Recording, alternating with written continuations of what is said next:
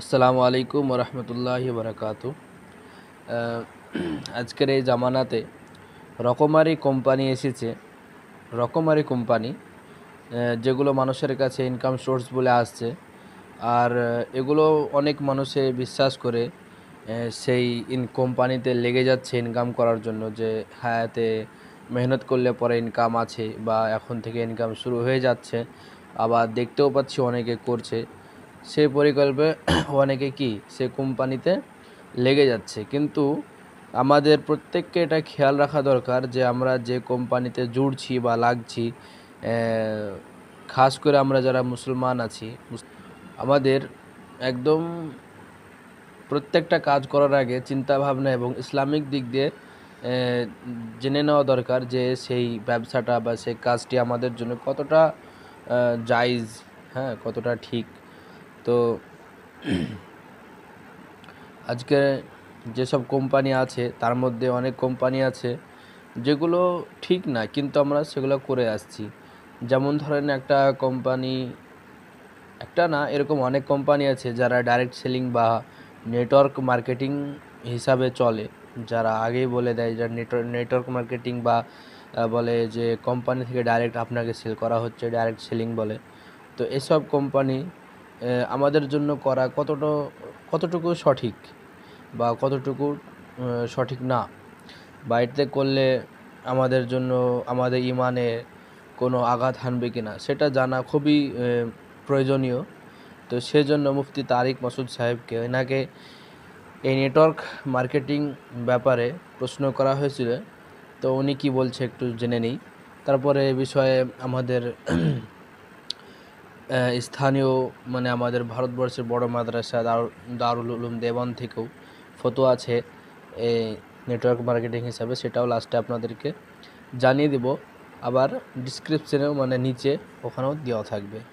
आखिरी सवाल और बड़ा ही इंपॉर्टेंट नौजवानों के हवाले से, ड्रॉप शिपिंग और नेटवर्क मार्केटिंग, कि आप एक से एक बंदा लेके आए। नेटवर्क मार्केटिंग बिल्कुल हराम है, नाजायज है। इसको जो लोग प्रोमोट कर रहे हैं उनको खुदा से डरना चाहिए, ये बिल्कुल नाजायज है। कुछ लोग तो फतवा भी लिए फिरते हैं, मेरे पास गलत है फतवा। मैंने नेटवर्क मार्केटिंग पे उस वक्त काम किया था 98 में। अच्छा, जब इनका यहाँ दफ्तर था हसन स्क्वायर पे। ठीक है। तो ये लोग किस तरह से, हमारे उस्ताद, मैं चूंकि फतवा भी पढ़ रहा था तो हमारे पास एक सवाल आया। गोल्डन की के नाम से उस वक्त एक कंपनी थी, नेटवर्क मार्केटिंग कर रही थी। ठीक है।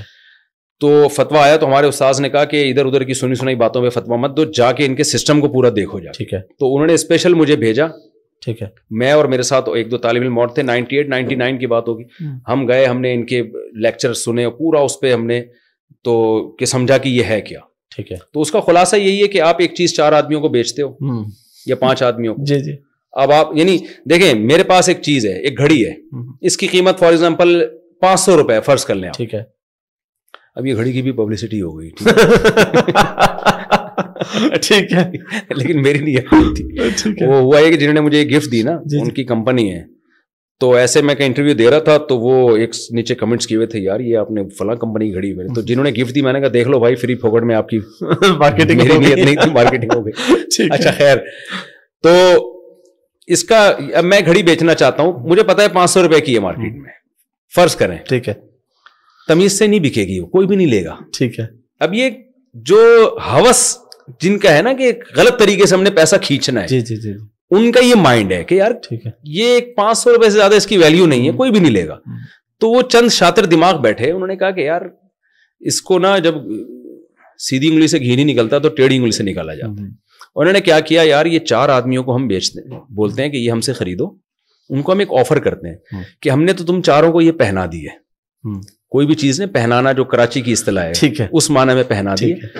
अब हम तुम्हें लालच ये देते हैं कि तुमने भी, हर एक शख्स ने 4-4 को पहना दी ना, तो उनका कमीशन भी तुम्हें मिलेगा। ठीक है। ये शर्ती फासिद है। ठीक है। एक आदमी अपना पैसा दाव, और इस चक्कर में 500 की घड़ी वो 2000 की ले रहा है। बिल्कुल। अब ये जो 1500 4 आदमी लोग दाव पे लगा रहे हैं, ये इस लालच में कि हम आगे चारों को ये पहना देंगे, पहना दिए तो ये 1.5 निकल आएंगे, ज्यादा नहीं है तो ये डूब जाएंगे, डूब जाएंगे। बिल्कुल ऐसे ही। तो ये किसी शरई उसूल के तहत पैसा कमाने का नहीं है वो। अच्छा, इसमें कहते हैं लोग नुकसान क्या हो रहा है भाई, सबको फायदा ही हो रहा है ना, लॉस क्या हो रहा है किसको? लॉस उन आखिर में लोगों को होगा जिनको 4 पहनाने के लिए बंदे मिलेंगे नहीं, तो उन सब का पैसा सिमट के ना इन हाथों में आएगा। तो इस पे जामिया तो रशीद का भी फतवा है, बेनोरी टाउन का भी है, दारुल उलूम कोरंगी का भी, जितने बड़े बड़े इदारे हैं सबका बाकायदा फतवा है कि ये नाजायज है। इसको देखें, जायज होने के मुफ्ती तो आपको पाकिस्तान में पत्थर उठाए मिल जाते हैं ऐसा ही है। और ये भी नहीं पता होता किसी मुफ्ती ने दिया भी है कि नहीं दिया। हमारे यहाँ कोई मैयार तो है नहीं, गवर्नमेंट तो इन चीजों को वही नहीं करती कि कौन से मुस्तनद इदारे हैं। कोई भी उठेगा, लिख दिया फतवा और नीचे लिख दिया मुफ्ती फलां, तो लोग कहते हैं मुफ्ती साहब का फतवा, स्टैम्प भी मिल जाती है, कोई भी जाके बना ले, ठोक दो। तो लेकिन ये नाजायज है, इसको नहीं प्रमोट करना चाहिए, गलत चीज़ है। মুফতি সাহেবের বায়ানে যেটা পাওয়া গেল, উনি যেভাবে বললেন সেই প্রক্রিয়াতে বা সেই অনুযায়ী যদি কেউ নেটওয়ার্ক মার্কেটিং বা ডাইরেক্ট সেলিংয়ে এই কাজ করছে, তো এইভাবে সেই বিজনেসটা করা একদম হারাম, জায়েজ না। যেটা শুরুতেই বলে দিল, একদম হারাম, প্রমোট করা একদম ঠিক না। যারা প্রমোট করছেন তাদেরকে আল্লাহ তাআলার কাছে ভয় করা দরকার। এরপরে আমাদের দারুল উলুম দেওবন্দ থেকে ডাইরেক্ট আরসিএমের ব্যাপারে একটা ফতোয়া জারি করা হয়েছে। প্রশ্ন আগে এসেছিল অনেক, তারপরে জারি করা হয়েছে। সেই ফতোয়াটি আমরা শুনে নেব যে ফতোয়াটি কী আছে, আর পুরোপুরি ফতোয়াটি আমি ডিসক্রিপশনে দিয়ে দিব, আপনারা দেখে নিতে পারেন। এর সঠিক যে আরসিএম নিয়ে যে প্রশ্নটা করা হয়েছিল দারুল উলুমে, যে প্রশ্নের উত্তরে যেটা বলা হয়েছে বা প্রশ্নটা, সেটা আপনাকে একটু রেকর্ডিংটা চালিয়ে শুনিয়ে দিচ্ছি, যেটা বলছে বিসমিল্লাহির রহমানির রহিম। RCM, right concept marketing business সম্পর্কিত আপনার প্রশ্নের উত্তরটি দারুল উলুম দেওবন্দের ফতোয়া অনুসারে নিচে বিশ্লেষণ করা হলো। মূল ফতোয়ার বিশ্লেষণ। দারুল উলুম দেওবন্দের ফতোয়া অনুযায়ী আরসিএম ব্যবসায়ের কিছু অংশ বৈধ হলেও সামগ্রিকভাবে নেটওয়ার্ক মার্কেটিং সিস্টেমটি অবৈধ বা হারাম। পণ্য ক্রয় বিক্রয়। আপনি যদি আরসিএম থেকে কোনো পণ্য কিনে তা বিক্রি করেন এবং এর মাধ্যমে লাভ করেন, তাহলে এটি বৈধ।